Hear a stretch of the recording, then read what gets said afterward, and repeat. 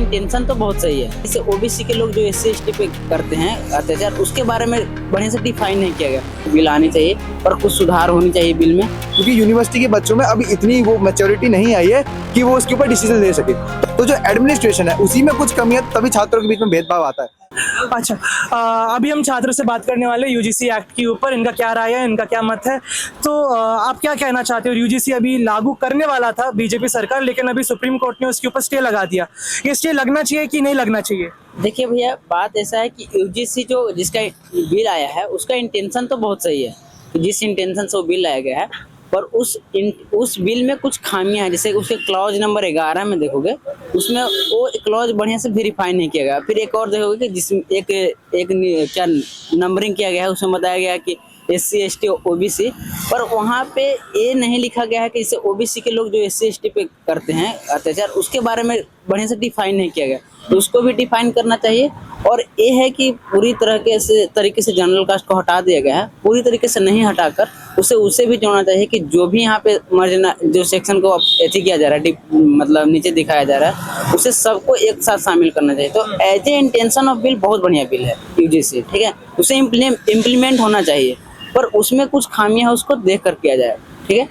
ऐसा भी नहीं है जैसे अब लोग इसमें कह रहे हैं कि जो कमेटी बनाई गई है 5 लोगों की, तो जैसे आप हर यूनिवर्सिटी में देखोगे, थोड़ा सा कंट्रोवर्शियल हो जाएगा कि जैसे हर इंडिया के मोस्टली यूनिवर्सिटी में देखोगे कि अपर क्लास के लोग ही हैं, तो उस अनुसार देखो कि हर यूनिवर्सिटी में जो वीसी हैं वो अपर क्लास के लोग ही हैं, ठीक है। तो ऐसे उस चेयरपर्सन के रूप में अपर क्लास के लोग हैं। हाँ, उस बिल के अनुसार हर यूनिवर्सिटी के जो चेयरपर्सन होंगे वो तो कमेटी के हेड वाइस चांसलर ही होंगे मोस्टली। तो आप किस वे में कह रहे हैं कि हमारे ऊपर अत्याचार है? वहाँ पे तो जब मान ली कोई लड़का है मेरे ऊपर केस किया, मान ली मैं अपर क्लास से आ रहा हूँ, कोई नीचे वाला ने केस किया, तो सबसे पहले जो कमेटी है वो वेरीफाई तो जरूर करेगी। और उसको लाने के एक और फायदा है कि जैसे कोई एससी एसटी एक्ट था जो पहले, तो एससी एसटी एक्ट आया था, तो उसमें क्या था कि जो बच्चा कंप्लेन किया, तो आज कंप्लेन किया तो पुलिस उसको वेरीफाई करने में 2 साल 3 साल लगा देते थे। तो उससे 2 साल 3 साल में ना बच्चे अपना कॉलेज छोड़ के निकल जाते हैं। तो उसके बाद न्याय मिलने का फायदा ही क्या हुआ, ये हो जाती है यूजीसी में। और भी देखोगे भैया कि जैसे कमेटी में है, तो committee as a intention of the bill मैं तो समर्थन करता हूँ कि बिल आनी चाहिए और कुछ सुधार होनी चाहिए बिल में। ये है कि भैया देखो, जो दोषी है उसे सज़ा जरूर मिलनी चाहिए, जो दोषी नहीं है उसे इस बिल से हटा देनी चाहिए। तो दोषियों को आपका क्या कहना है इसमें?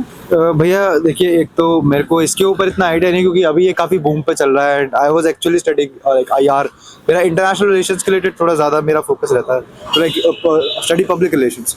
बट जैसा लाइक मैं समझ पा रहा हूँ, जिस तरह से कुमार बात कर रहा है, सर मेरे हिसाब से आज अभी जो हमारी सरकार है, जो बीजेपी की भाजपा की सरकार चल रही है, वो बिल लाने में काफ़ी जल्दबाजी करती है और उसको समय लेना चाहिए। आप ऐसा नहीं है वो ला रही है बिल, तो शायद कमेटी में अगर 20 लोग बैठे हैं, उनकी 20 तरह की धारणाएं हैं, 20 तरह के उनके सोचने के तरीके हैं, तो वो किस सोच के ही अगर चीज़ें ला रहे होंगे, that is a valid point.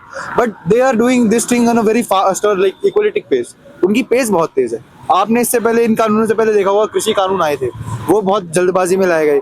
फिर किसानों ने आंदोलन किया, एंड में इतना एग्रेसिव वो आंदोलन चला गया कि देश में दंगे भड़क गए, और एंड में आके आपको हटाने ही पड़े। उससे क्या हुआ कि एक तो सरकार में इंस्टेबिलिटी आ जाती है, लोगों का ट्रस्ट अपनी गवर्नमेंट से हट जाता है। और जैसा आजकल हमारे देश में सिनेरियो है, आप सब जानते हैं कि there is only one party rule. कहने की बात है कि we are democratic, BJP is very dominant. तो अगर वो इतनी डोमिनेंट पार्टी है तो वो अपनी छवि ना ही खराब करे। और दूसरी बात, रही बात छात्रों की, तो देखिए यूनिवर्सिटी एक ऐसा जगह है, यूनिवर्सिटी की जगह जहाँ किसी भी वर्ग का किसी भी वर्ग का छात्र है, जाति को और धर्म जैसी चीजों को यूनिवर्सिटी और पढ़ाई की चीजों से दूर रखना चाहिए। जब हमारा संविधान बना था, तो जब डॉक्टर भीमराव अम्बेडकर जी ने भी संविधान बनाया था, तो वो गांधी जी के साथ बैठकर भी एग्री इसी चीज पे किए थे कि पढ़ाई की जो जगह है, जो पढ़ने का जो स्थल है, जो विश्वविद्यालय का स्थल है, चाहे वो दिल्ली विश्वविद्यालय हो, JNU हो, BHU हो, वहाँ जाति पर होने वाले दंगे, जो हम कह सकते हैं कि डिस्क्रिमिनेशन है, वो खत्म हो। बट जब आप इस तरह के बिल्स ले आते हो, भले ही आप उसको सोसाइटी में डिस्क्रिमिनेशन खत्म करने के लिए ला रहे हो, बट वो एक तरह का हेटरेट पैदा करता है छात्रों के बीच में। क्योंकि छात्र जो इस यूनिवर्सिटी में पढ़ रहे हैं, दिल्ली यूनिवर्सिटी में, उनकी उम्र भी कितनी होगी, 22-23 मैक्सिमम 25 से ऊपर की उम्र का कोई होगा नहीं। और सर 25 साल की उम्र को इतनी ज्यादा नहीं होती कि आप मैच्योरिटी की पीक पे चल जाओ, और तब भी चीजें एक्सप्लोर कर ही रहे होते हो। वो अब वो वाला टाइम नहीं है कि 25-26 साल की उम्र में आपकी शादी हो जाएगी, आपको नौकरी मिल जाती है। 25-26 साल के लड़के भी पढ़ाई कर रहे हैं, PhDs करते हैं, प्रिपरेशन करते हैं, तो उनका भी मानसिक डेवलपमेंट इतना नहीं होता, मेंटल डेवलपमेंट इतना नहीं होता कि वो इन चीजों में डिस्टिंक्शन कर सकें। अभी भी आप देखेंगे जेन ज़ी जो भी प्रोटेस्ट कर रहे हैं, मैं उनके लिए भी कहूंगा कि उन्होंने वो बिल अच्छे से नहीं पढ़ा होगा। उन्होंने ऊपर की कुछ थ्रेड लाइन देखी होगी, सोशल मीडिया पे देखा होगा कि हाँ आउटरीच चल रहा है, और उसके बाद दे हैव जस्ट स्टार्टेड की डूइंग, हाँ we will declare this particular law, this is against our caste और अगेंस्ट आवर बिलीव्स, और ये हमें खत्म करने की कोशिश की जा रही है। वो इतना रैपिड है, तो इसमें आप गवर्नमेंट को ध्यान देना चाहिए कि जो यूनिवर्सिटी स्थल है, क्योंकि यूनिवर्सिटी के बच्चों में अभी इतनी वो मैच्योरिटी नहीं आई है कि वो उसके ऊपर डिसीजन ले सके। तो थोड़ी सी भी अगर कोई चीज़ इधर उधर होती है तो वो छात्राओं की भावनाओं को आहत कर देती है। और आपको पता है कि हमारे देश का यूथ, खासकर दिल्ली यूनिवर्सिटी जो है सबसे बड़ा प्रावधान माना जाता है। देश में बहुत बच्चे हैं जो दिल्ली यूनिवर्सिटी में आने का सपना देखते हैं, CUET देते हैं। स्टिल अगर उनको ऐसी चीज़ें देखने को मिलती है और उनके दिमाग में एक परसेप्शन बन जाता है कि सरकार हमारे साथ नहीं, सरकार खुद ही डिस्क्रिमिनेशन करना चाहती है, तो आगे ग्रोथ से हटकर हमारा जो पाथवे है, दिल्ली यूनिवर्सिटी का कहना यही है ना, उनका जो सिंबल है उसमें दिखाता है एजुकेशन, ग्रोथ एंड प्रॉस्पेरिटी, उससे हटके लोग फिर कास्ट और कास्ट बेस्ड पॉलिटिक्स पे आ जाते हैं। आपका रिजर्वेशन के ऊपर क्या कहना है? रिजर्वेशन का क्या जो कैप पहले है? मैं क्लियरिफाई करता हूँ भैया कि जो जैसे लोग सवाल आपस में बढ़ जा रहे हैं कास्ट के ऊपर, तो मेरा एक सवाल है कि जैसे लोग बढ़ जा रहे हैं, इससे बेहतर के सवाल पूछते हैं गवर्नमेंट से, और जो सारी यूनिवर्सिटियों में प्रोटोकॉलियर बोर्ड होते हैं जो इसी पे यही देखती है, सोशल डिसिप्लिनरी कमेटी होती है, तो ये सब कमेटी आप अच्छे तरीके से काम नहीं करी, इसी कारण तो 5 वर्षों में 118.4% की वृद्धि हुई। तो आप इन स्टेट ऑफ ऐसे एक्शन ले रहे हो कि नए दूसरे कमेटी बनानी पड़ी, आप एज ए डिसिप्लिनरी कमेटी पे एक्शन लो कि आप 5 साल में ऐसा क्यों नहीं काम किए, अच्छा से क्यों नहीं सुचारू रूप से चलाएं कि ये वृद्धि हुई। देखिए भैया, पहला सवाल है की बात यह है कि छात्रों के ऊपर कानून लागू करने से पहले जो छात्र को पढ़ाया जा रहा है, अगर वहां से कमी है, देखिए एक बेस होता है इंस्टीट्यूशन का, इंस्टीट्यूशन बेस पे चलता है, पहले एडमिनिस्ट्रेशन आती है, फिर बच्चे आते हैं, फिर इंस्टीट्यूशन बनता है। ऐसा तो नहीं है कि खाली बिल्डिंग से इंस्टीट्यूशन चल रहा है। तो जो एडमिनिस्ट्रेशन है उसी में कुछ कमी है, तभी छात्रों के बीच में भेदभाव आता है। छात्रों को चीजें सिखाई जाती है, समझाई जाती है, तब छात्र एक छात्र बनता है, तब उसकी सोच डेवलप होती है। कोई शरीर से या कोई जन्म से अधिकार ये सीख के नहीं आता कि क्या जाति होती है, क्या जातियों में डिवीजन होता है, और किस तरीके से भेदभाव किया जाना चाहिए, किस तरीके से होता है, वो समाज सिखाता है और समाज में रहने वाले लोग सिखाते हैं। तो अगर आप चीजें कर रहे हैं तो पहले तो मेरे ख्याल से एडमिनिस्ट्रेशन को आपको चेकआउट करना चाहिए। जो डबल चेकअप स्टूडेंट पे लगा रहे हैं, जो चीजें आप स्टूडेंट्स के ऊपर पहले लागू कर देते हैं, वो एक बार एडमिनिस्ट्रेशन की तरफ भी झांक कर देखना चाहिए कि ये चीजें एडमिनिस्ट्रेटिव लेवल से अगर स्मूथ हो, तभी तो छात्र इन चीजों के बारे में सोचना छोड़ेगा।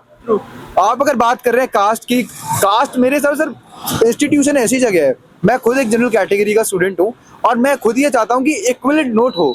एक हार्म प्रिंसिपल एक कंसेप्ट है, एरिस्टोटल ने बहुत पहले दिया था, शायद एरिस्टोटल या मार्क्स ने, उन्होंने कहा था कि principle of ideology is totally different unless और until it is not creating harm to an individual. Equal opportunity आप ऐसे नहीं दे सकते। मान लीजिए मैं एक स्टेडियम में, हम 3 लोग हैं, 3 कमेटी के A, B और C, हम तीनों मैच देखने जा रहे हैं। अब वो स्टेडियम में अगर हम हैं और मेरी हाइट ज्यादा है तो मेरे को एक बक्से की नीड या सपोर्ट की नीड नहीं है, क्योंकि मैं उस स्ट्रॉन्ग बेस पर मैं देख सकता हूँ। भाई मेरे साथ जो दूसरा व्यक्ति है B कैटेगरी का, उसकी मान लो बी कास्ट है, उसकी हाइट थोड़ी कम है तो उसको एक बॉक्स की जरूरत पड़ेगी ताकि वो उसी लेवल पे आके देख पाए। तीसरा आदमी उसकी हाइट और कम है तो उसको 2 बॉक्स की जरूरत पड़ेगी। अब इस पे मैं अगर मेरी हाइट ज्यादा है तो मैं ये नहीं कह सकता कि आपने उसको 2 बॉक्स पे खड़े होने की वो क्यों दी है, उसको 2 बॉक्स का सपोर्ट क्यों है, क्योंकि उसको नीड है।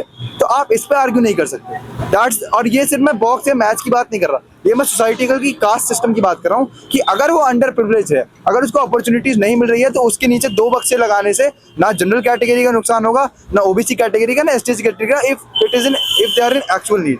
पर अगर इसी को अगर हम कास्ट के बेस पर दंगे करवाएं, चाहे वो ST SC OBC हो, अगर आपस में हम लड़ाई झगड़ा करेंगे, तो हमारा मेजर कंसेप्ट एज स्टूडेंट होना चाहिए कि देश का विकास होना चाहिए, देश आगे बढ़ना चाहिए। अटल बिहारी वाजपेयी ने बहुत पहले बात की थी कि सरकारें आएंगी जाएंगी, सत्ता बदलेगी नहीं आएगी, पर ये देश रहना चाहिए। और जिस तरह की चीजें आजकल यूनिवर्सिटी में हो रही है, जिस तरह का हेट्रेड स्टूडेंट्स के मन में एक दूसरे के लिए आ रहा है, जो कि नहीं आना चाहिए संयुक्त राष्ट्र के होते हुए, तो ये सारी चीजें सरकार को पहले ध्यान देनी चाहिए कि ये चीजें स्टूडेंट्स पे लागू करने से पहले you have to double check you are that much educated, you are running a premium country, the largest democratic country, and still you are doing these kinds of thing and eliciting students to do this kind of stuff. वो अपने lecture छोड़ के क्यों बाहर बैठे हैं? उनको अपनी क्लासेस में लेक्चर अटेंड करने चाहिए। Still they are doing protest, क्योंकि उनके मन में कहीं ना कहीं खटास तो आपने डाल दी, वो खटास आपको नहीं डालनी। तो इससे आप एज ए प्रधानमंत्री ये सही चीज नहीं कर रहे हो। आपको एज ए अभी तो सबसे बढ़िया मौका है क्या, एज ए कास्ट सिस्टम को हटा सकते हो राताराती, और आप एज ए भगवान भी बन सकते हो, जैसे आप अपने आप को दावा करते हो भगवान में। नॉन बायोलॉजिकल हूँ तो बहुत बढ़िया। Thank you.